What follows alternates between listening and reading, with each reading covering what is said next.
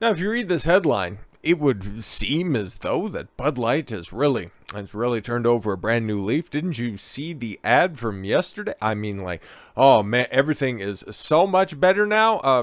Don't mind the like to dislike ratio. Okay, it's a return to form. You know, a real grassroots movement. And hey, look they hire people on both sides of the aisle, but if you've been doing this stuff for as long as I have, you're going to notice a couple of things just off the headline alone, where if it wasn't anything but an internal memo that got purposefully leaked out there, because let's be completely honest, they're trying to do a whole lot of damage control, but that ship has already sailed. No, they're just going to end up, because it's weird, because they were trying to court the woke audience, which doesn't exist because they're all poor and smell bad and they don't drink light beer anyways. They just drink, I don't know, bum piss and AIDS cum. Like, I'm not even entirely sure what they do over there, but they were never going to support you. They're the same people that whine and complain about inclusion in different popular pieces of media, and then when you drive away your base by just saying that if you criticize them, that means that you're just an ith or an ob. That group that you're courting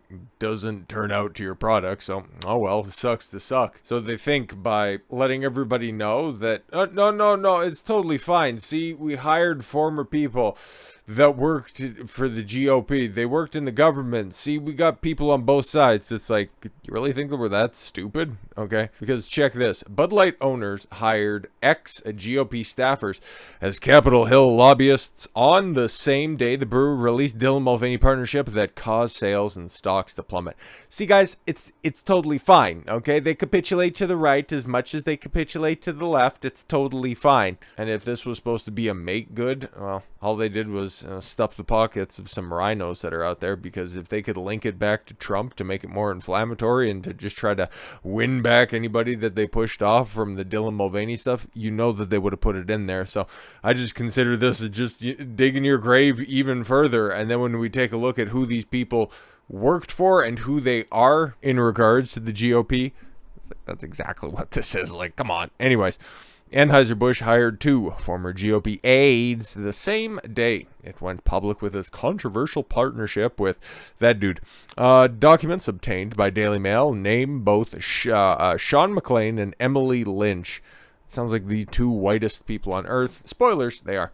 As a lobbyist for Bud Light's parent company on April 1st. Yes, wasn't the only joke that was employed on that day. The day Mulvaney, yes, posted its paid partnership. And here we are a month later. Boy, time flies when you're having fun. It states the firm, owned by Belgium-based giant InBev, hired lobbyists Origin Advocacy for representation on general policy regarding the alcohol beverage industry. The account is being handled by Origin founder McLean and employee Lynch, who are both veteran staffers to GOP politicians.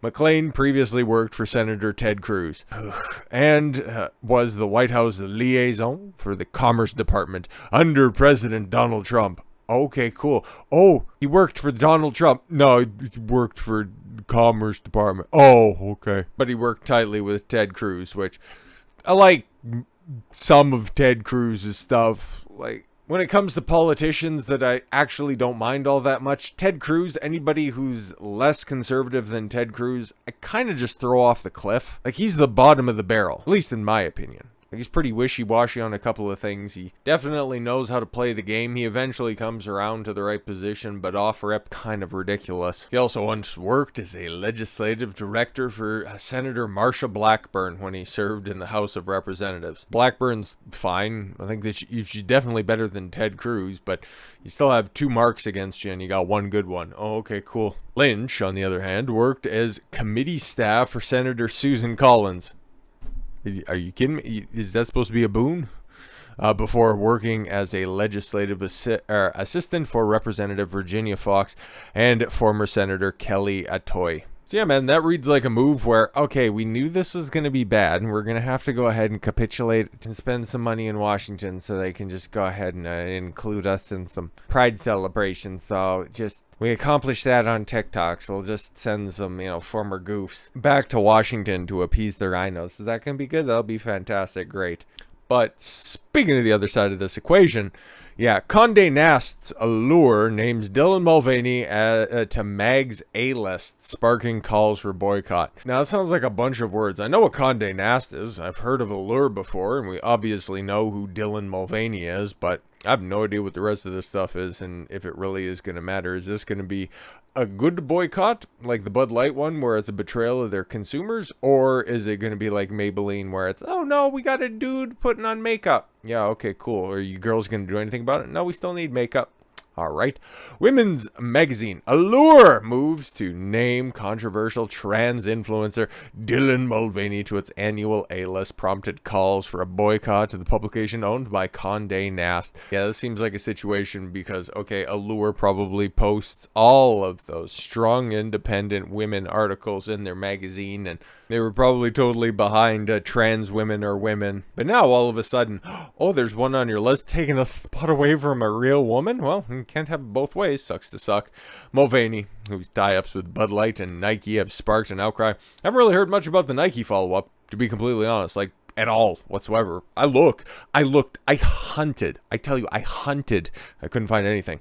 Almost like everybody kind of moved on and Bud's become a complete laughing stock. Like, taking a look at some of the comments, and people are saying that, yeah, Bud Light is pretty much done at this point in time. And hey man, you can pretty much draw your illusions to, okay, Bud Light is going to become 2023 version of Schlitt's beer. You remember Schlitz? Of course you don't. The number 2 beer in the country, and then made a couple of missteps, and then all of a sudden, well, is that nostalgic can with, you know, the pop top and it rolls, and it'll be something that boomers will reference into the future. Getting my groove back, Mulvaney told the caption of her Instagram account over the weekend. Thank you to Allure for the fab shoot, putting me on the A-list. Ooh, we got to check that out. I'm sad that it's in my recent searches, but I have to get pictures for thumbnails somehow, so yeah. Yes, ma'am. Come on now. So stunning, queen. Yuck. That's, oh my god, Paris Hilton. Fuck.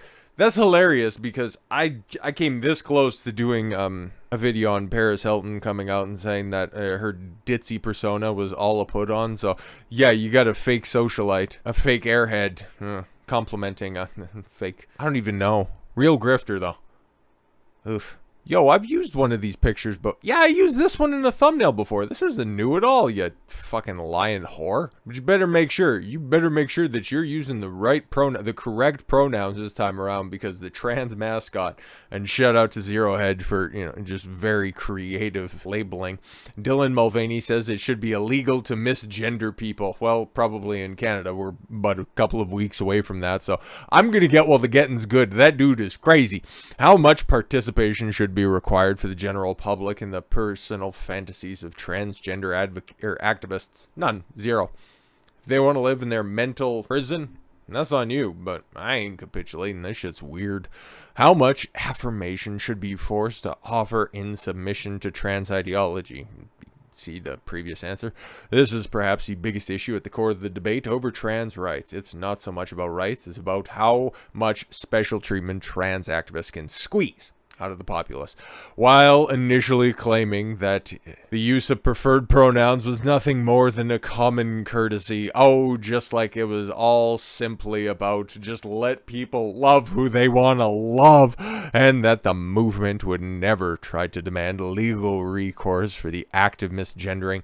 Gender ideologues are now pressing for the full force of the government to strike down political opponents with consequences, should they dare to point out biological facts. Canada's socialist government in particular, oh man, why you gotta be so completely on point, has been quick to embrace the trans movement and is now even acting to punish misgendering as a human rights violation. Sentiment has been repeated by the notorious W-O-M-A-N, Dylan Mulvaney, a biological dude. Actually, there's nothing dudeish about that. That motherfucker. That identifies as a woman who has somehow become a prominent mascot for trans activists simply by prancing around on TikTok. And weirdly and oddly drinking beer. It's like, it's not that difficult, okay? Especially if you're going to take a sponsorship. Like, know how to crack a top. Jeez. Mulvaney gained global attention, blah, blah, blah. But shout out to the wonderful clown world one more time. Okay, let's just, for sake of argument here, I have no idea where this comes from, but that's obviously post-op Dylan right there. So if I got to suffer through it, y'all do too. Like the articles written about me using he pronouns. Why? Okay, for all the surgery that you get, why do you still have a wonky eye? And they're not even, like, centered. The fuck? And calling me a man over and over again. Well, if the shoe fits. I feel like that should be illegal. I don't know. That's just bad journalism. Like the article. It's accurate. You're a dude. That dude's wild. But yeah, no, you go to places like Canada. Sorry about that. Oh, for Pete's sake, get that fucking nonsense off my screen. But if dudes like that had their way, yep. Not capitulating to somebody else's mental health crisis would somehow land you in jail. Oh, and thanks to just wishy-washy conservatives like the ones that are employed by Bud Light. That is not something. That is a dystopian fever dream. It is merely a matter of time. So with all that said, thank you all very much for the gift of your time. I've been Don Consuelo. I want you to follow your gut and get after it. Take care, everyone.